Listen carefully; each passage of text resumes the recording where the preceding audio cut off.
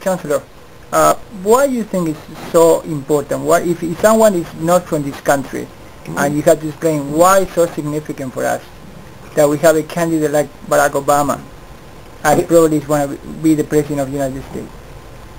I think Barack Obama represents not only diversity, but the future, the direction of the world, the direction of things. He is multicultural. He has a policy of hope, of unity, bringing people together. And it's important that we see ourselves as human beings connected by transportation, by technology, by multicultural diversity. We, in fact, have to work together. We have to have a world of cooperation, not a world of conflict. I believe Barack Obama represents those kinds of progressive politics that have been far too absent in the United States. Good. Thanks a lot.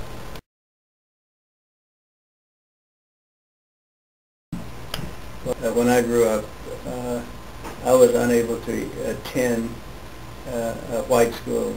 I attended my first 12 years of life was in the South, and we had segregated schools, hand-me-down books. We could only use the books that white people used and were about to throw away, and we would get them at our school.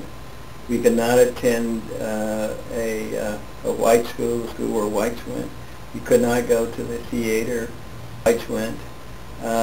We could not live in neighborhoods where whites lived.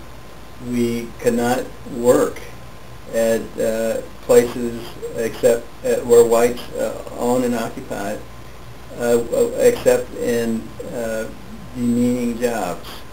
You could not be a clerk as a student, even here in Oakland, where I went to high school. I was looking for a summer job, and the only job that they would allow me to work at, and they would send me on, was mowing lawns. I could not work in the stores, sports stores, and be a clerk or any of that sort of thing. So, and then I participated in the civil rights movement. I sit at counters in Virginia and Maryland during the 60s. I was in D.C., the District of Columbia at that time. And I came to D.C., the District of Washington, District of Columbia, where the capital is. I could not live in any white neighborhood at the time.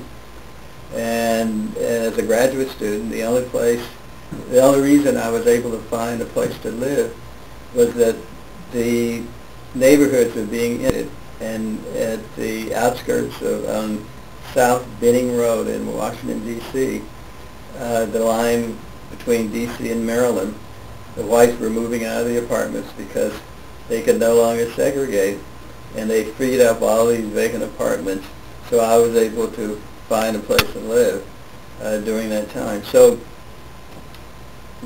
with this kind of background, it was beyond the imagination that a black person could, in my lifetime, would ever be elected the President of the United States.